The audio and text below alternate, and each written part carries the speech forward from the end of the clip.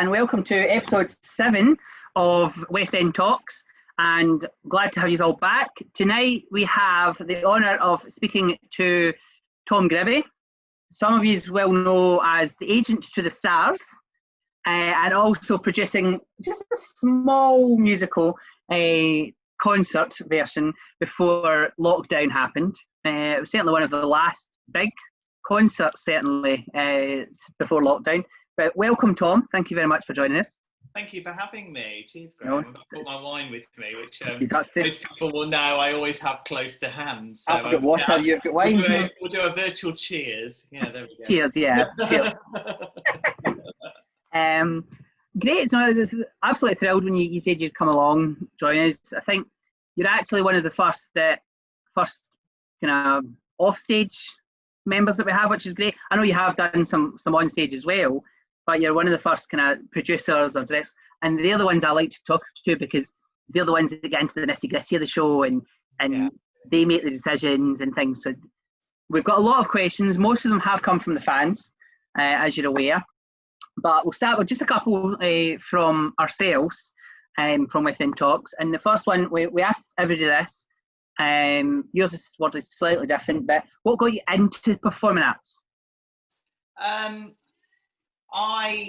Growing up, I'm from Nottingham originally, and my family, there's a small family business that's been going for years that my granddad set up in knitwear and stuff. So the performing doesn't come from my family at all. I remember going to the Nottingham Theatre Royal pantomime and seeing this young boy tap dance on stage, do this solo downstage left, and I remember going, oh my god, I really want to do that.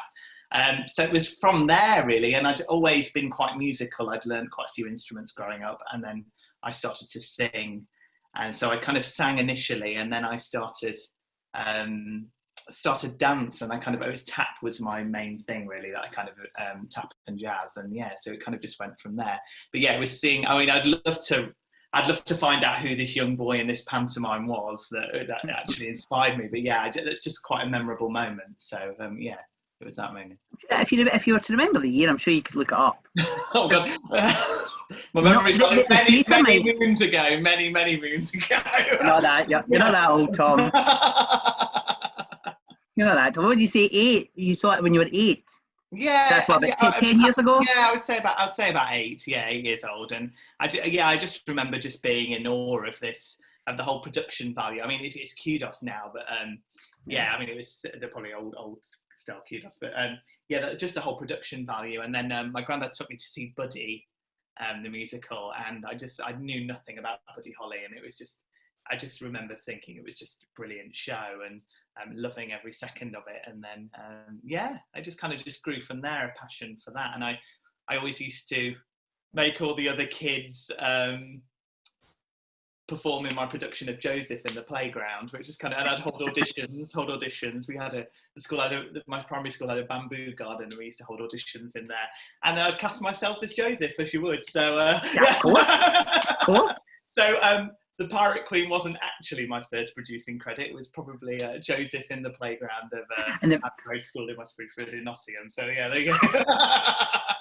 That sounds good. Absolutely. So what was your first show as a performer that you were in? Obviously, not that you watched. So I did. So I had quite a varied career. I kind of worked as a commercial dancer. Did a bit of TV work, and I think it was 42nd Street was the first show I did, kind of a big proper show that I did the tour. And I loved it because obviously tap was the first thing I ever did. So it was very much that. Kind of took me back, and I was a swing on that, so it was great to kind of learn all the different tracks and stuff. That was the first time I ever swung. So you know what? It's a family show. So that was kind of it, and it gave me a great insight into that. I kind of had to learn the show quite quickly because I just got back from doing a job in India, and I kind of had to learn the show pretty quickly, and then it was kind of thrown on. But it was a great learning curve. I really enjoyed it. Great, absolutely brilliant. 42nd Street's definitely the tap show. That's if you're a dancer, that's definitely the one musical that you want to be in, doesn't it? Absolutely. Yeah, absolutely. That and Cats, I would say, was. I auditioned for Cats numerous times, never got it. Yeah, I would say it's a dancer. And then I was also lucky enough to do a chorus line out in Asia, so it was that was great as well, because that's another dancer show that was just absolutely fantastic. So no, absolutely. And it's funny that although I sung first when I was growing up, it was kind of actually I was never really the the dancer. Sorry, I was never really the dancer. Kind of when I was training and stuff like that. So it was very much a case of I was given quite dance-heavy shows, which I always thought was quite different for what people thought I was going to go into. So yeah. No, that's great. We now come to the dreaded bit, the fans' questions. The disclaimer: West End Talks holds no responsibility for the questions being asked. Okay. Although it's my voice that's asking them. No, there's none that's that bad. Don't worry. There's none that's that bad. That I think anyway. That I think they're none that bad. So Robbie, who you met, he likes to get a question in, and he asks, what would you say is the most challenging thing about producing a show? I mean, I'm obviously going off just purely 6 months, and mine was a one-night gig, which was still incredible, and I'm not discounting it in any shape or form, but there's obviously a lot more informed people in that position than I am. But what I found the most challenging thing, I would say, was keeping everybody happy, which I didn't do all the time, and not every producer does all the time. And I think that's kind of it's very difficult to kind of keep all these balls kind of in the air, kind of juggling all these balls, and kind of, one might slip there, and then it actually has a bearing effect on one over here. So it's difficult. It's a very difficult job, and I have a lot of respect for producers, a lot of newfound respect. I always did respect producers, but newfound on how difficult and how taxing it was.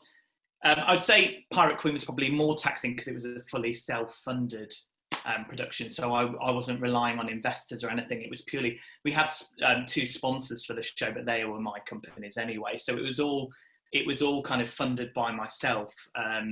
So I mean, what we managed to achieve was just incredible, and I'm extremely grateful to the whole cast and team for that. And I'll hold my hands up. I didn't make perfect decisions, and that's the thing, and I don't think any producer does. But yeah, that the thing I learned the most was it's kind of it's the difficulty of keeping everyone happy. It's a tough job. It's a really tough job, especially at the moment. I mean, it's awful for producers at the moment with what we're going through and everything. No, definitely. But I think you kind of downplayed, by the way, with the word incredible. I think it was more outstanding. I was there, and the whole show, the whole night was outstanding. Yeah, I'm so grateful we managed to do it, because there were obviously murmurs of one of my best friend lives in Hong Kong, so she obviously knew about Corona, and there's been murmurs obviously on the news around February about what was going off and everything, but I don't think we knew to what kind of effect it would have, like just literally about 3 weeks after the concert date. But I'm so grateful that we managed to go ahead and raise so much money as we did for Leukemia UK. And it's just, I'm so proud of everything that the cast and creative team and the technicians and everything achieved. I think it's great. I think it's a great piece. I'm so grateful to Claude Michel and Alan for entrusting me with that project and everything, and also everyone at the Coliseum for putting faith in me as an unknown producer to just literally, I just walked in and I just said, I'd like to put on this show, and they kind of just, I managed to win them over, which is kind of just so it's just it was just that really. I'm so grateful. So no, definitely. I was, as I say, I was there. It was the second last show I was at, and it still resonates with me. Like the cast were outstanding. Obviously this lady here especially, but the whole cast in itself were just fantastic. I, be perfectly honest, knew nothing about the show before I went in. I don't listen to soundtracks. Yeah. obviously if they're jukebox, this is not jukebox, but if they're jukebox musicals, that's different. You've probably heard the songs, but this obviously it wasn't a jukebox. I knew who composed the music, and we'll come to that in the next question, with a bit more about the composer. But that was all I knew, was who composed the songs, and that was it. But just listen to the music. It's outstanding. The music and just the whole show. It was absolutely fantastic. It was a brilliant night. And you had fellow Scots, Britain's Got Talent winner Johnny McDowell, didn't you? Yeah, absolutely. I know him. I know him not very well, but he was in our local dramatics school. Oh, okay. Where I'm from in Scotland. He's actually from the big one anyway. There was a smaller ones, but the biggest one in the area he was actually in, and he was in the year he won Britain's Got Talent. So that was his first performance as winner. I mean, hearing him sing "I'll Be There" was one of the incredible moments of the night. Hearing Rachel obviously sing "Woman" and seeing Hannah Waddingham as Queen Elizabeth I it was just an incredible night, and I was in floods of tears throughout. I was in floods of tears during the tech.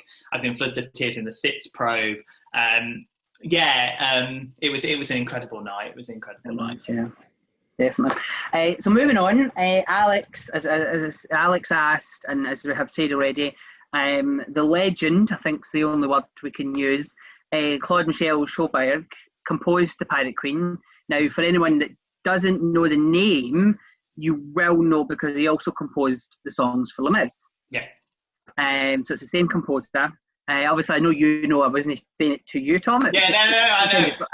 And Miss Saigon and Martin Guerre, which is one of my favourite shows ever. But yeah. So he's a legend, I think. So what was it like working with those legends? That legend songs. I mean, it was daunting. It's an intimidating ask, just because they are, and as a producer, I obviously had to deal with a lot of stuff months prior in terms of rights agreements and stuff like that, and then they had to be happy with who we chose for certain roles and who we chose for the creative team, and we were incredibly lucky to have Julian Kelly as our MD, who MD'd it on Broadway, and that was a very strong stipulation from Claude Michel, that he wanted someone, especially because of the short amount of time that we had for the rehearsal process. He really wanted someone that understood the score, and Julian had orchestrated it all as well when it was on Broadway. So he, and from Chicago, so he knew the score inside out. So he was the best man for the job.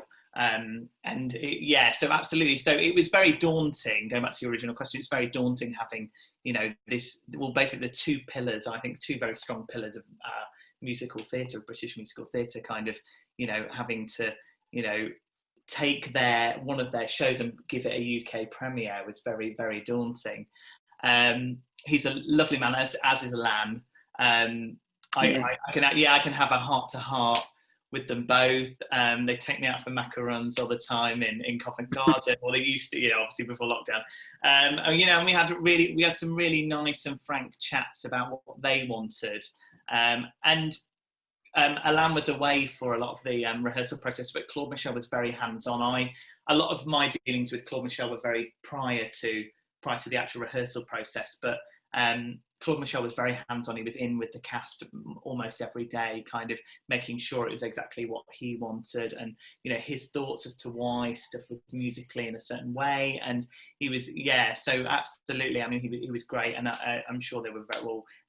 Claude Michel could not be there on the night, but Alain Boublil was there, and he was extremely happy with how it turned out and everything. So I hope, hope I did them proud, which I hope they said I have. So yeah. Well, you actually answered the last bit of Alex's question, was he at the show? But you've already said that Claude wasn't, but Alan. Yeah, he sent his apologies, but Alan was there, and absolutely. So it was brilliant. And I take it he was happy with the overall. I'm assuming he would be. I don't think he'd have said anything different. I'm sure. So Alex asks, is there any intentions for a full run? I don't know. It's always something that we'll probably talk about. I think there's a lot of stuff going off at the moment anyway that has kind of put a bit of a halter on stuff. Yeah. It's something that's been mentioned. I don't know. I know they're keen to kind of rework some certain bits, like they do a couple of their other shows as well, anyway. But I think it's worthy of a run in some context. It's a shame, isn't it, that it was one night and be there or miss it, and Well, that's what I thought. Yeah, and I'd like a lot. I'd like a lot more people to have seen what we created and everything. So I don't know. Watch this space. Maybe one day. Maybe. But there's nothing set in stone. I think that's what a lot of people are saying. Oh, maybes, and forget what's going on at the moment. I think that's what everybody's answers are, anyways. Unless it is actually concrete, then But Simon asks, still sticking with the Pirate Queen at the moment. Simon asks, did you have any say in the casting, as Miss T here was a fabulous choice? That's Simon's words, not West End. Although West End Talks agrees, it's not our words. I wholeheartedly agree. I think Rachel Tucker was the absolutely indeed the best woman for the job. She's obviously Irish. She can belt like no one else can. Yes. She was absolutely incredible. And so was Hannah Waddingham.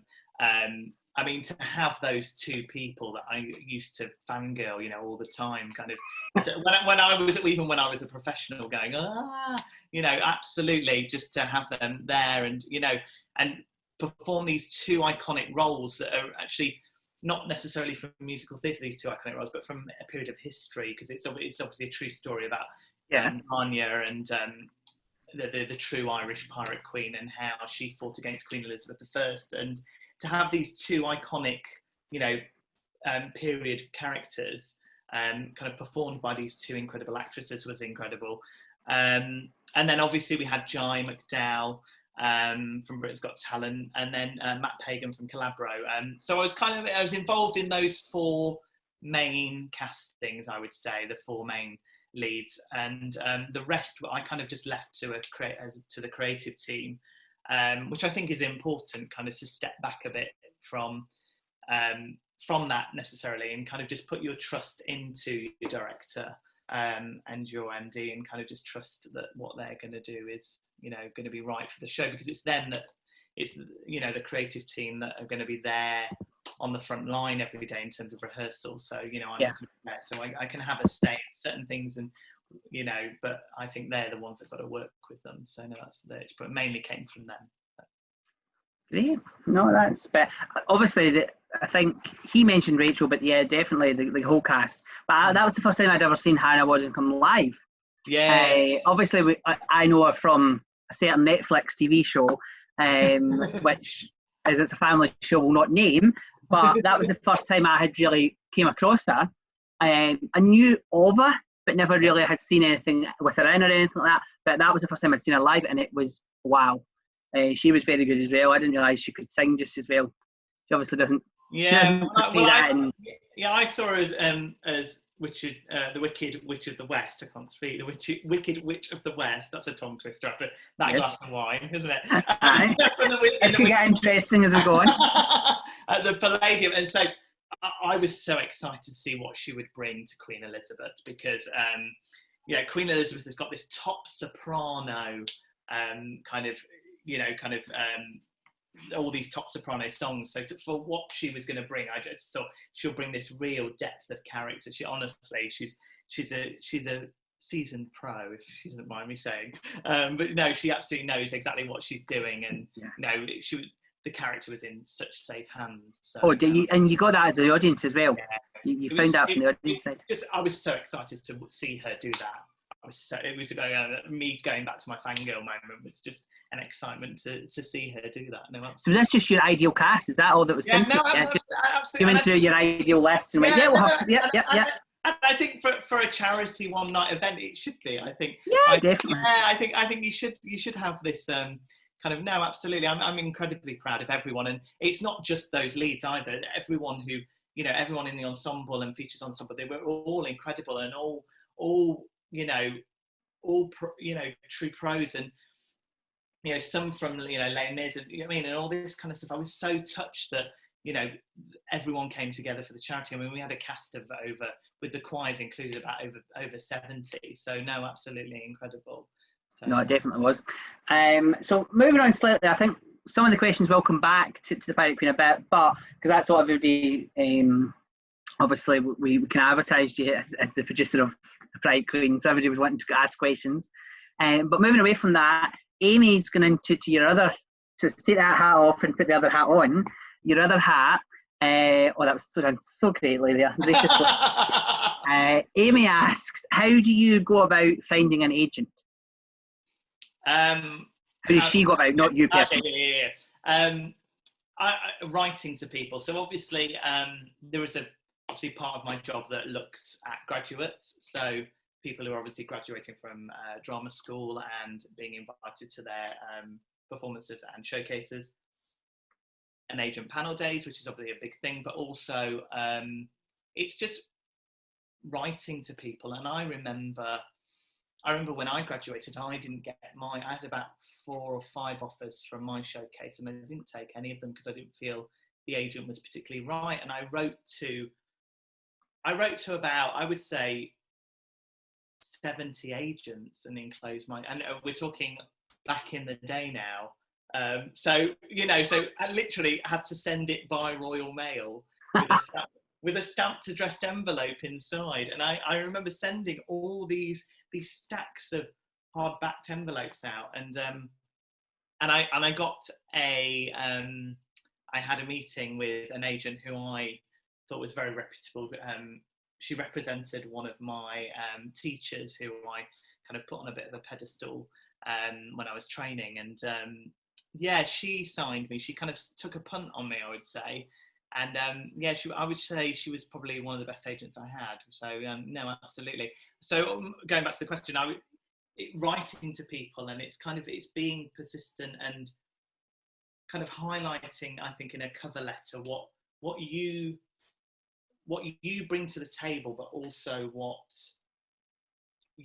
you want to join that agency. I don't really go for the generic letters of, oh hi, will you represent me, ... It's it needs to be like, oh, I've seen your client in this, or I've noticed that your clients are doing this, or I know that your clients are doing, the musical theatre clients are also doing TV and stuff like that. So it's very much kind of catering it individually to an agent, and that's time consuming. That is time consuming, but at the end of the day, if you're running a business, that's the kind of thing you have to do. It's you have to kind of make yourself stand out from the crowd, and that does catch an agent's attention. So be persistent, keep writing, and even if it's a no, it just means it's a no at that time. It just means you just haven't met at that time.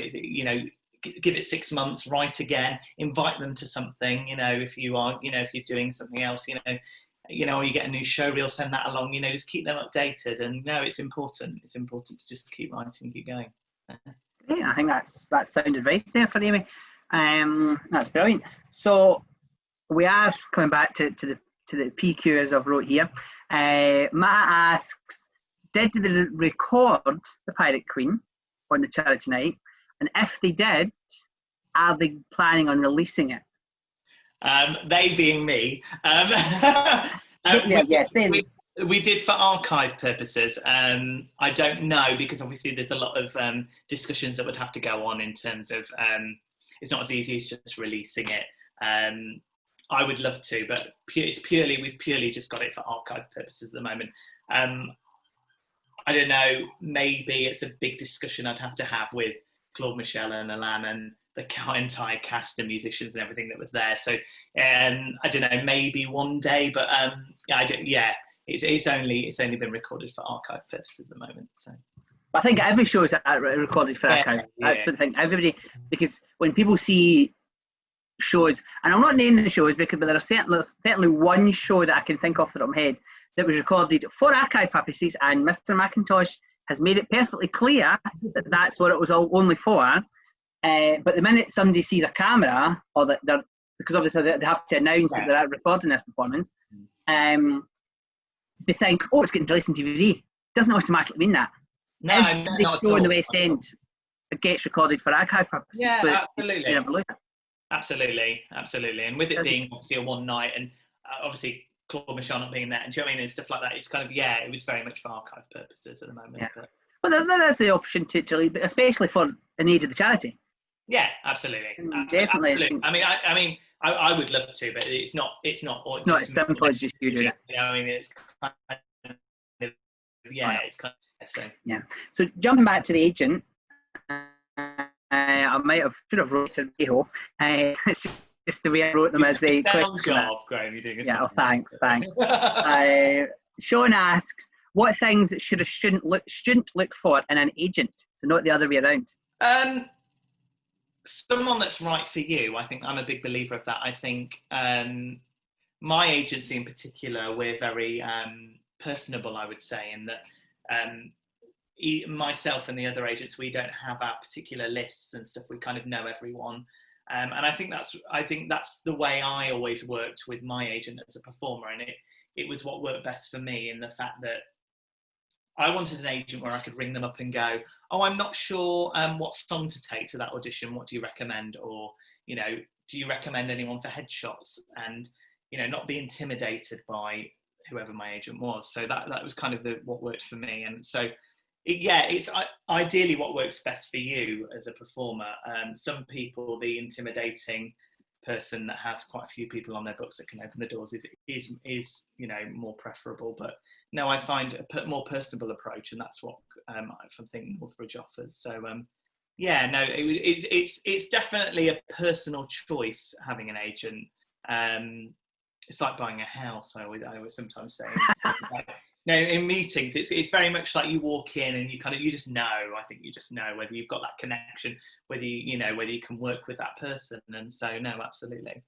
It's like a lot of things. It's like driving instructors and things like that as well. You have to. I know it's completely different than driving instructor, but you've got to. It's the same sort of principles. You've got to get on with them. It isn't. You know, you're exactly the same. Exactly what you just said. It's very much, you've got to be working with this person, and hopefully, I see working with my clients for the lifetime of their career. You know, I don't see it as a short-lived thing. So it's very much, it's very much having that connection and being able to have that relationship with someone for however many years you see yourself performing, plus going on to creative kind of things, if that's what you want to do beyond that. You know, so it's kind of, you know, absolutely, and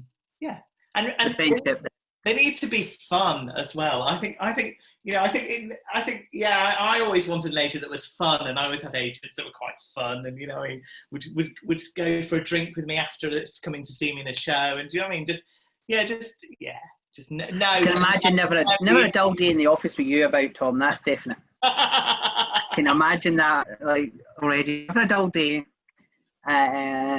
I could certainly have. If I was looking for an agent, I'd go for you, but I'm not performing. Oh, you're a charmer. I know. What can I say? So Claire asks, she's asking more about your company, Northbridge. And I said Northbrooks. I'm like, where's Northbrooks? Northbridge agency. So who's the most famous you've got in your books? She wants to know. It depends on what category. So, I mean, we look after some people. So we work alongside. So I'll give you a bit of an exclusive. So we work alongside 2 PR and management companies at the moment, and we're all combining together to form what's going to be called Empire Talent Group. So Northbridge will almost be no more, but we'll be rebranding as Empire Talent Group soon. So, which is very exciting. So with those 2 management and PR companies, we look after Todrick Hall outside of America, AJ Pritchard from Strictly, Curtis Pritchard, Fern McCann, Malik Thompson Dwyer from Hollyoaks. Quite a few different people. So a nice. You sold me in Todrick. Yeah. Sold me in Todrick Hall.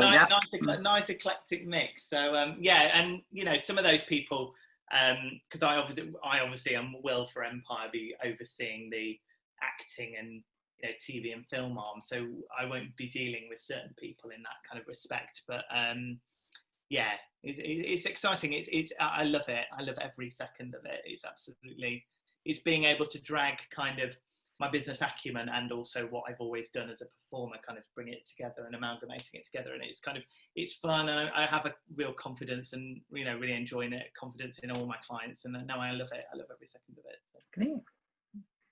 So how often do you have Strictly on the phone? Will so-and-so do this? Will so-and-so do that? AJ's not doing it anymore, so no, so not at all now. But So Amy, not Amy, another Amy, asks, if you could produce any show, what would it be and why? That's a really good question. I don't know. I'm a big believer in new writing. So the answer to that question, Amy, is probably something that hasn't even been created yet, if I'm honest. Coronavirus, the musical. Yeah, no, well, I think there'll be several of those. I've heard on the grapevine kind of popping up. No, something kind of new and British would be great. I am in talks at the moment with a composer that's kind of done something in the West End and stuff, kind of workshopping something new that they're kind of going to create for that, for something new for us. But so that's kind of my new project as such. But yeah, I don't know, it would definitely be a new write, I think. I like that. Yeah, I think so. I don't think if there was there's no immediate show from past catalogue that immediately springs to mind, but or if there is, I'm going to probably keep it under wraps because I don't really want to. Don't want to reveal anything that you shouldn't. So it'd probably be a new write. So that's a good option, yeah, definitely. So Lily asks, what made you want to be an agent? I got to the end of my performing career, and I'd been through quite a personal kind of relationship breakup at the time, and I was kind of a bit like, I just finished Hairspray, and I was a bit like, I don't really know what I want to do anymore. And it was kind of a natural progression. I'd always taught as a kid, and I taught children, and when I was in between work and stuff, and I kind of just decided that, I'd always been asked if I had any, and it kind of just naturally progressed from there. And then I took on a few graduates, and it just blossomed from there, really. And it kind of, like I said earlier, it kind of brings together my business acumen, which is kind of enforced upon by my family, and then also what I learned from the industry. So it's kind of, it was just, I think there gets to a certain age where performers go, oh look, I need to kind of decide whether I still pursue it, or whether I kind of look for a different avenue within the industry or outside of the industry, and they're all absolutely fine. So it was just kind of, I just thought, I'm too far in now to kind of give up totally on the industry. I kind of need to stick at it, but in what capacity that will be, and this is kind of where I got to. But I'm sure you would still perform if the opportunity arose, would you not? Well, I don't know if I've got the fitness thing down anymore. Probably twice the man I used to be in terms of size. Although Amy's having a good shot at that. Yeah, I know she is absolutely. So for those of you that don't know, I live with Amy Atkinson, who's obviously a pretty woman. So she's been cracking the whip, so to say, and kind of taking me on fitness kind of workouts every day to get me back. We've been watching. For myself, and so she's got me enrolled on this 24-hour musicalathon, which we're kind of doing on Saturday evening till Sunday, kind of with all different guests from Broadway and West End and stuff. So so 24 hours of non-stop singing and dancing, which will test my fitness these days. So brilliant. For anybody, obviously that's for charity. Yeah, Save the Children Corona. Yeah, Save the Children Corona Fund. So what we'll do is we are fundraising ourselves for Action for Us, but on Saturday we're hoping to watch the whole thing. We will try our best and stay up with you as West End talks, and we will tweet you and tag you in things throughout the night. That's the intention, but we won't promise. Just schedule it. The intention's to try and stay up.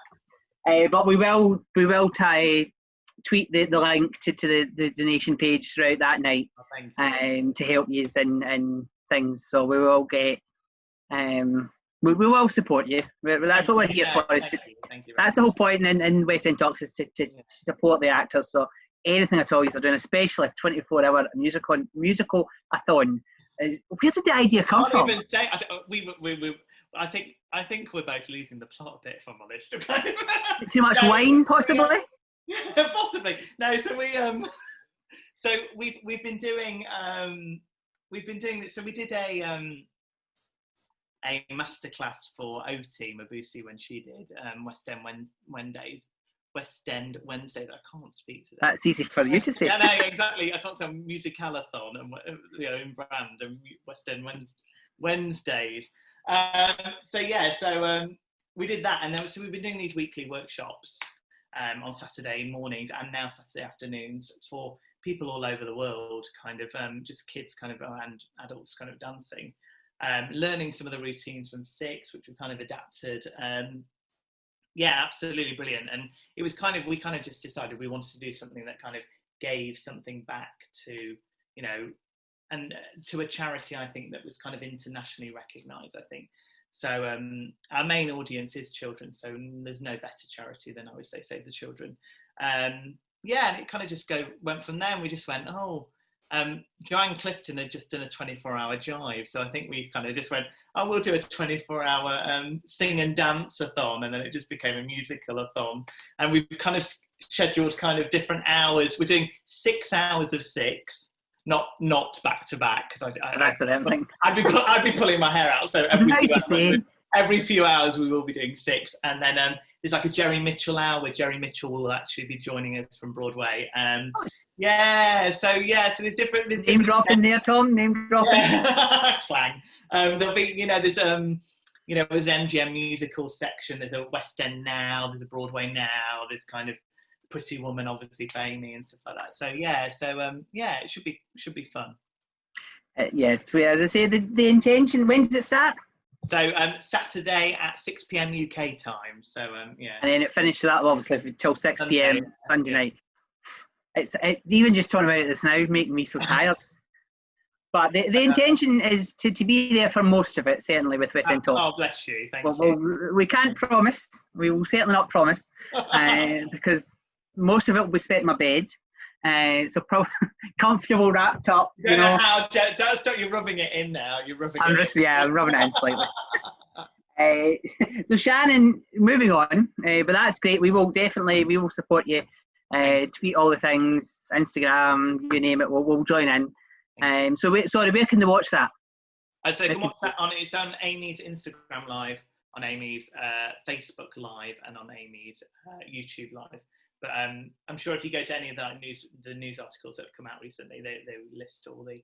And we'll tweet it as well. We'll put it out as well, so that you'll be able to see it from there, not from our page, but we'll tweet the link to Amy's pages. Thank you. So that they can see it. The torture. Good on you. I salute you. Like an hour and a half, 2 hour show is bad enough. Doing 24 hours straight. Oh no. Good on you. That's all I'll say. Good on you. So Shannon asks, what's the one thing you're looking forward to the most after lockdown? Seeing my friends. Like not on Zoom, but seeing them in real life. Yeah, and going to a bar, and I know I'm tracking me back to alcohol again. You've had enough. And going to the theatre. I mean, that night that all the theatres reopen is just going to be electric, isn't it? It's going to be fantastic. It's going to be opening night for everyone across the industry. So no, it's going to be really special, and it will happen, obviously. But definitely will. Yeah. Well, as long as the government push for more funding, we need some funding for the arts now. I think we kind of need to show that, things are starting to go back, as the Prime Minister announced tonight, things are starting to go, ease off and go back. But, the arts are going to be the last thing to go back, theatre especially. So, it's really important that the government steps up now and kind of provides some funding for all those, for every theatre company, every production company, in the land, and, and obviously that then filters down to their artists, So no, we will be back. It's going to be electric, and I can't wait. And yeah, I will be at that theatre. I haven't, obviously, we don't know when it's going to be. So what a choice, though, you're going to have as well. I don't care what, I will be there. I will be at a theatre that night. Preferably either the No Coward or the Piccadilly. Okay. That's the two. Yeah, that's the two. That's the two that I'd rather be in. But I'll take any theatre. Which bit? I was thankful to see Pretty Women just before it closed, and yes, it was. She's done a good job, hasn't she? She's a good job. Yes, she's all right, I suppose. Yeah. I have to listen to her sing every day, so you know. Yeah. That's a different story. Yeah. So Shannon, obviously, she asks as well, what's your favourite and hardest, so two different answers here, dance that you've done with Amy's workshops? Oh, that's good. Get Down was probably my hardest, just because I did a lot of commercial dance work as a performer, but I'm not. I always used to get called musical theatre boy to all these commercial dancers, because I'm obviously very stagey. So that was obviously my hardest, because I'm not naturally cool. I'm a bit of a geek. We love the geeks, don't worry. My favourite, it's all of them. It's such an incredible soundtrack that Toby and Lucy have written, and I just think there's such fun songs, and they've got such mass appeal that we enjoy it. Saturday mornings are kind of, it almost became like something that we kind of, we're really grateful that we scheduled into our week, because it gives us something to look forward to. I mean, the positivity and stuff that comes out of the classes is absolutely incredible, and I really enjoy every week, and I love the fact that everyone tags us in their routine, them doing the routine all around the world. It's just absolutely incredible to see, and I'm enjoying every moment of it. So it's making a real positive out of a really negative situation that we're in at the moment. Yeah. That's what I'm loving about this. Like, as much as I'm not loving the situation, obviously, but there's so many positives that have come out of it, and there's so many things that wouldn't have happened. Like, West End Talks wouldn't have happened without lockdown. I wouldn't have had the time to start it up. Now that I've started it up, I've got the time when I'm working, but I wouldn't have the time to start it up.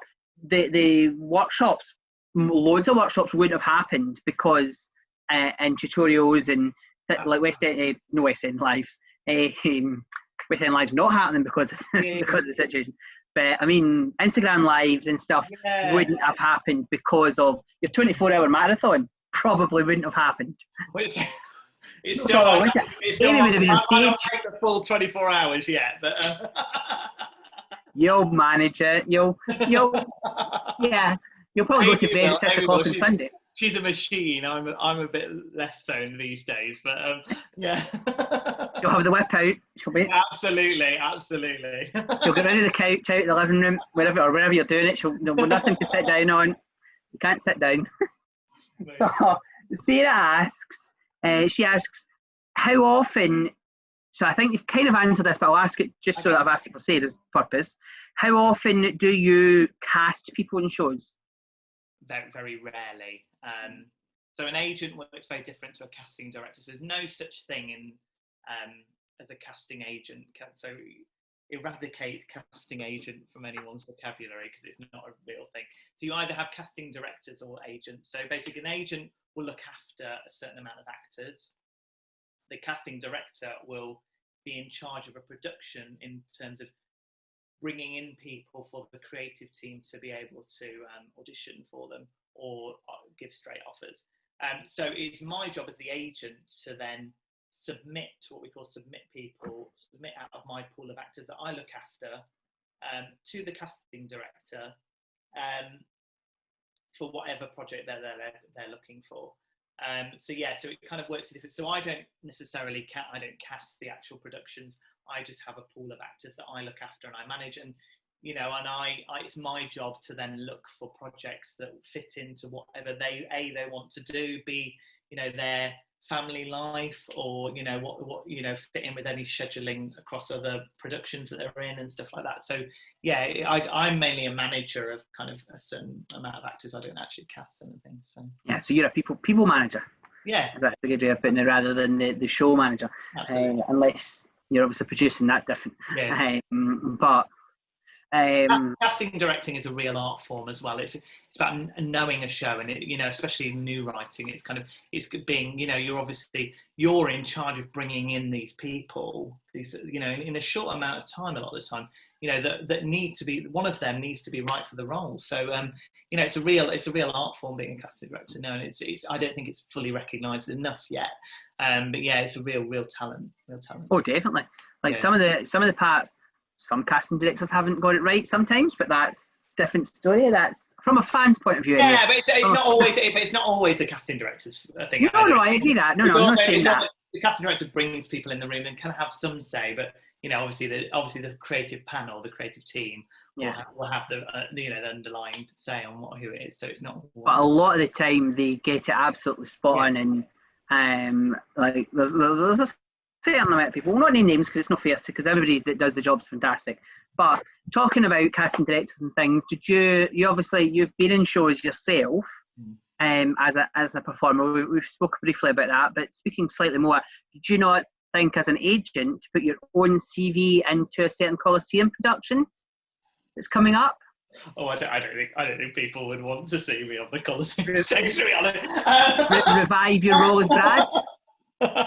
No, I kind of feel like that day is done. I'm having so much fun dancing with Amy every Saturday, and it has cropped up a couple of times. Oh, you thought about coming out of retirement, jokingly, but no, I wouldn't. And I kind of think you have to take a step back, because I'd hate to be in a waiting room and audition for something like Phantom, and see my client next to me and go, "Oh, good luck.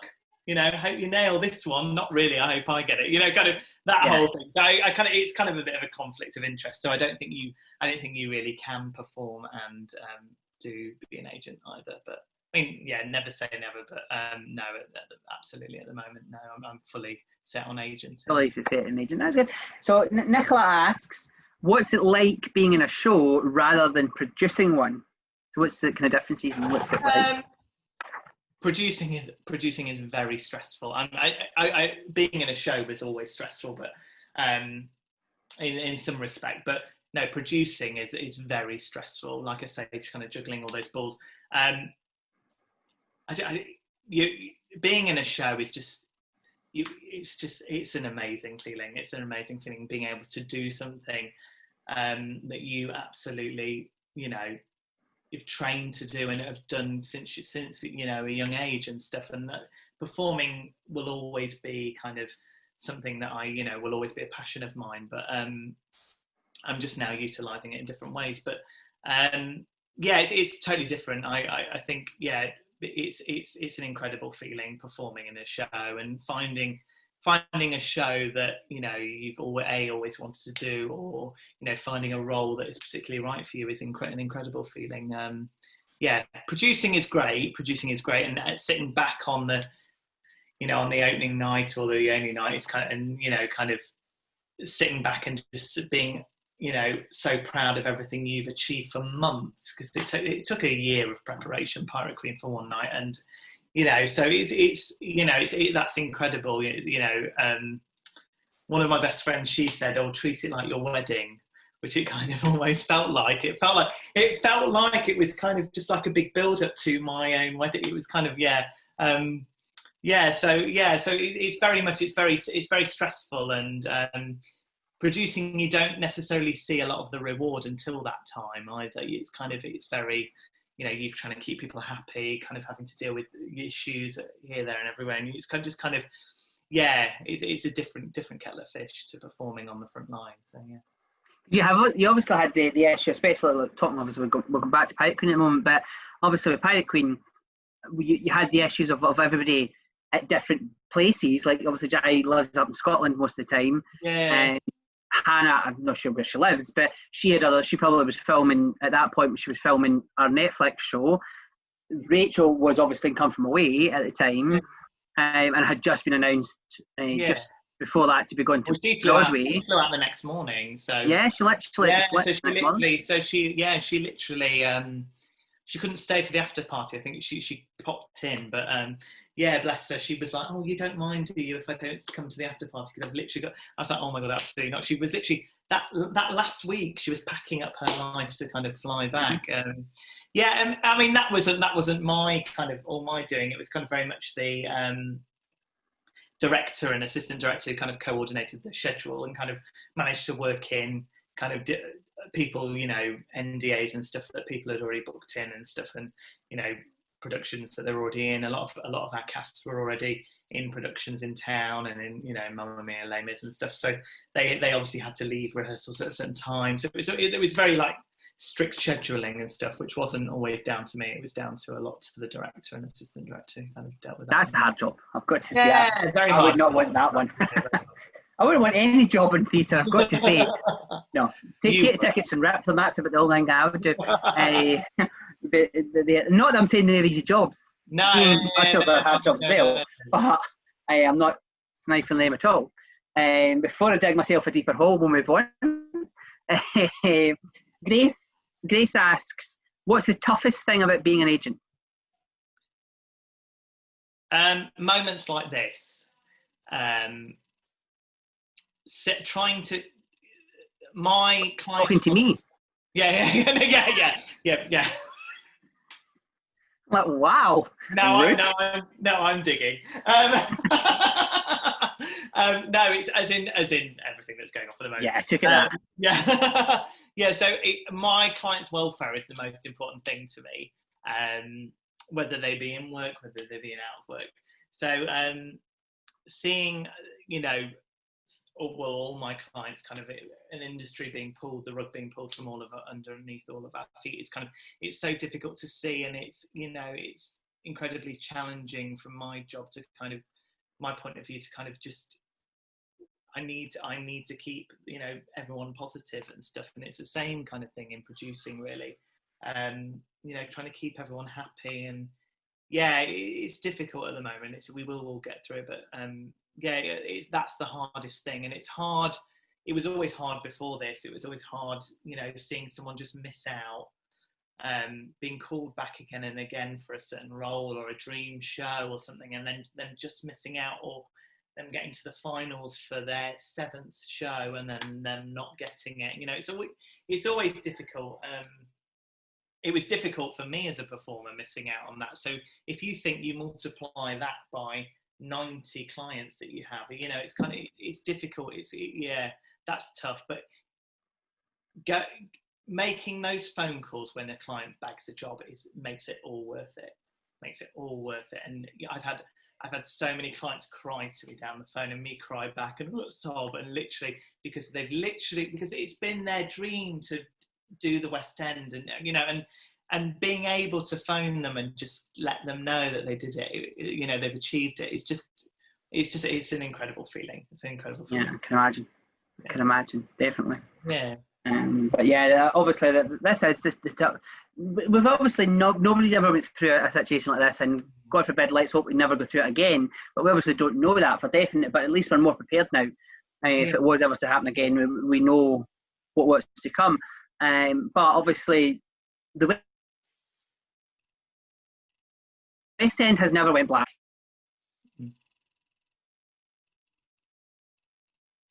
Certainly never that I remember. So a strange time, definitely. With the blackness of the West End. I've not been in London in 4 months, which January, February. When was the performance? Was the end of February, so I was there, and then I saw a performance. Yeah, so I saw the end of that. And then it was a couple of weeks maybe. I saw another performance, and that was it. So it was beginning of March, so 2 months. But that to me is like half a year. That's very unusual for me. I'm usually in London every minute I get, after work, before work, because I live in Watford. So it's not that far. Okay. So I'm not that far from London. So it's just straight on the train in. It's a strange feeling, definitely, for me, and I'm just an audience member. Well, I live quite centrally, and it's weird. It's the feeling in central London. I've walked to the office, where our office is on Regent Street, and you know, it's a strange feeling. Even walking down Regent Street, it's like a ghost town. Yeah, it's strange. It's really strange. So yeah. Yeah, no, I definitely can imagine. So Mia asks, just she's moving on slightly. She asks, how does she go about auditioning for your agency? I get this quite a bit, but which is fine. We obviously get inundated every day with different submissions and stuff. I would always say, send us a cover letter, like you would do to any agent, really. Send us a cover letter, a cover email with your CV, your headshot, and I need to see some footage of you performing. Whether that be, obviously at the moment it wouldn't be this, but an invite to a show that you're in, or some footage in terms of like a show reel or something of you performing, singing, dancing, acting and stuff. So and then we'll go from there. Like I said before, if it's a no now, it's not. It doesn't mean that it's a no forever. But it's kind of so don't you've just got to take it on the chin and just move on from it. Also, we kind of had an auto response that kind of goes out because we can't reply to everyone. That would be a full-time job for one person in the office if we had to reply to absolutely everyone that wrote into us. So so don't be put off if you just don't hear anything. Just try again a few months later. Or if you've got something new, like new headshots or a new show reel, please let us know. Or you're in a show when everything kind of starts back up again. Let us know, and absolutely. So it's kind of just going from there. Great, that's good advice from me. I'm sure she'll be happy with that. That kind of brings us to the end, because the only thing I had in the list was the musical-a-thon, which we have spoke about. But just to remind everybody, please support Tom and Amy on Saturday. If you can't watch the whole 24 hours, send me wine. If you can't watch the whole, please just tune in when you can. It's going to be live on Amy's platforms. We will share it as well on ours. But that kind of brings us to the end, Tom. All that's left is the West End Talks quick fire round. Oh, I'm going to be awful. I'm going to say something totally inappropriate now, which is kind of... You don't have to answer quickly, so you can think about it. Okay. And please remember, it's a family show. Not a quick fire.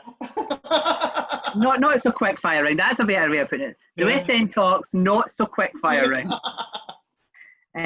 So it's just a couple of questions, nice and simple. Nice and simple. I don't think it's quite simple, but what's your favourite musical theatre song? Not necessarily for you to perform. Woman from Pirate Queen. Classic, yeah, definitely. I understand why. On the night. Rachel. Definitely. And what's your top 5 shows? Parade, which I saw at the Donmar with Bertie Covell, which is incredible. Merrily We Roll Along, Maria Friedman's version. Martin Guerre, just because I love that score. And then the other 2, Hairspray, I love what Jerry Mitchell did, and Fame, just because I loved it growing up. So yeah. Brilliant. No. There are some good choices actually. Hairspray you kind of beat, like that's a classic. That's definitely. But I'm interested actually for Merrily We Go Long. I haven't seen it, but I'm quite interested about the film. Yes. That's been announced. That's quite an interesting concept where they're filming over the 5 years. Yeah. How many years, however. Absolutely. It'll be interesting to see how that turns out. Obviously Ben Platt's been announced for that. You didn't see it in town, just gone Maria Friedman's video? No, I didn't, unfortunately, no. Jenna Russell I love anyway, but that whole production was just beautiful. So yeah. No, it's one of my West End regrets, definitely, because it is one that I would love to see. I love the score. Like, I've listened to the songs and it's a classic. But we'll see it eventually. I'm sure it'll come back. It'll go along eventually, and as the name of the musical is, and it'll eventually come back. Someday I'll replay it again. But that's us at the end. The only thing we've left to do, I'm sure you've heard of the Ice Bucket Challenge. Yeah. And we're not going to ask you to pour ice over you. You're all right. Don't worry. The wet T-shirt contest. You'd win that one anyway, but no, we're not going to do that. Basically, you had to do it. I definitely at one point you'll want it. I can assure you. You'll be like, "Well, give me, cool me down." No, basically, you had to do it and then nominate somebody. So all we ask, we're asking everybody to do it is the West End Talks nomination. And all we ask you to do is nominate anyone you want, preferably somebody you know, so that you've got a bit of kind of pull with them. And just on Twitter, once you finish this, on Twitter, go onto Twitter and say, you don't need to say now. Oh, you have to say just now, but then after so that it's on the video as concrete proof. Okay. But then at the end, once you've finished, go on Twitter, pop up a tweet just to say, just finished my talk with West End Talks. Now it's your turn, whoever you nominate. So who would you like to nominate? I don't think Claude Michel has Twitter, so I can't tag him. Bless him. Let me have a think. I know, only because he's brought so much merriment during this whole lockdown process. I would have to say my very best friend Philip Joel, who is a choreographer, so he's doing these spoof videos at the moment, which are kind of very funny. But yeah. Well, can I ask? Yeah. You've got a hard job because he's actually lined up for a chat next week. Oh, is he? Oh, see, brilliant. So could you try and nominate somebody else? Of course he is. Oh, I don't know now. Sorry, but we've got him lined up next week. Have you? Yeah, genuinely we have, yes. Oh, bless after we saw his videos, I thought, I need to chat to this guy, he's brilliant. Can you not just say that was my recommendation? We met doing Fame, and literally on the second day of rehearsals, he said, "Who wants gin?" And I went, "Me." And that's how and then the friendship formed. And that was it. That was it. So. I know the guy. I've seen some of his work, but I've never met the guy. But his videos are hilarious. The one at Sage Door. Brilliant. That was so me. The agent one, the three, because he always sends them to me first and says, "Oh, what do you think of this?" And then before he puts them on in there. And the agent one, I was like, "You've definitely based these on me." Yeah, no, some of these videos were hilarious, definitely. Right, well, we'll use that as your nomination, then. That's what we'll do. We'll warn Philip that he's going to get a nomination, but just to act like it was that came from that. I might send him a little. I might send him a little question next week then for you to. Yeah, that by all means. Well, we haven't announced him yet, so that's an exclusive for you guys. We haven't announced him, but he is genuinely. We've got the poster made up. We can send you it straight after this chat just to prove that we've got him. But yeah, so we've got the poster made up. He's getting announced, I think, the beginning of next week.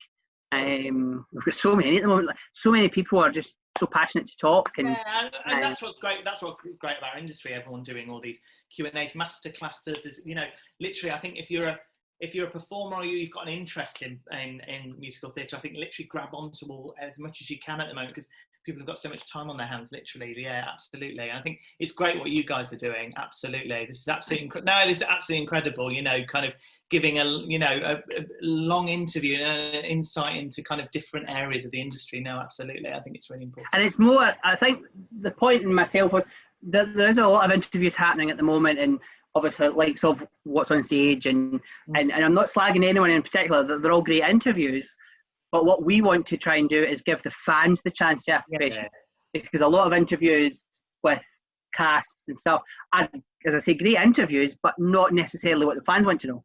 Yeah. It's what the shows are asking them to ask the casts, or what they want to know about the show or things. And we don't want that. We want to for the fans, because the fans don't really get a chance to ask the questions. They occasionally do it at a stage door, but they don't really have time to talk, because people... It's not really a necessity stage door. That's what I like. Like, I do a stage door every night. Every time I go to see a show, I do a stage door. Didn't for Pirate Queen, because I didn't know, because it was a concert, I didn't know how much. That was my problem. I was like, are they going to come out stage door, or are they having the after pack? It was packed afterwards at the Pirate Queen. It was absolutely packed. But nobody wanted my autograph, which was great. If I was at stage door, Tom, I would have thank you. I would have went, "Can you sign my programme? Can you sign the ticket?" No, it was great. But no, so I always do it, but I don't know. I never expect, because it's not part of their job. People need to remember that. The amount of people you send, Philip Joel's video is so right, literally so right with the stage door thing. There are people out there that they expect it, and I'm like, no, it's not. It's not part of the job. That's what I try and so people that are there because of a certain person. And I'm not getting any show in particular here. Every show has that person, whether they're famous or whether it's West End fame or whatever. But the people that are there for that person, I'm like, they might not come out this way. And trying to get them to remember that is but why? They need to come and meet their fans. No, they don't. They've just done 2.5 hours or however long the show is. They're tired. They've maybe, if it's a Saturday night, you've done 2 shows.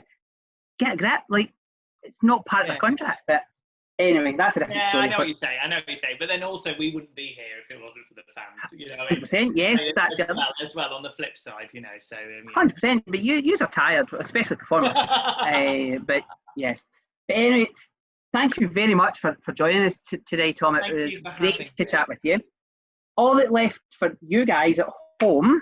Obviously, we have said that me and Tom have had great fun over the last hour or so chatting, but we're not just here for fun. We're here to raise money for Acting for Others.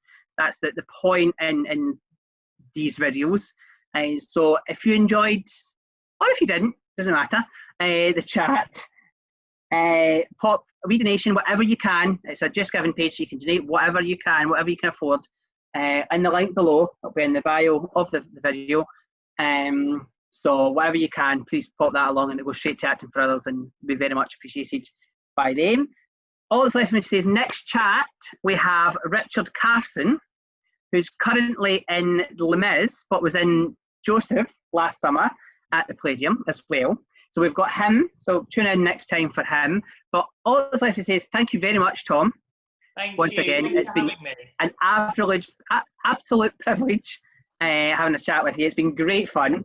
Dreading every time you spoke, thinking there was something else going to come out here, but we managed. We did well.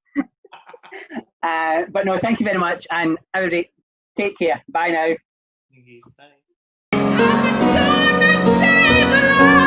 I want to be just a woman now.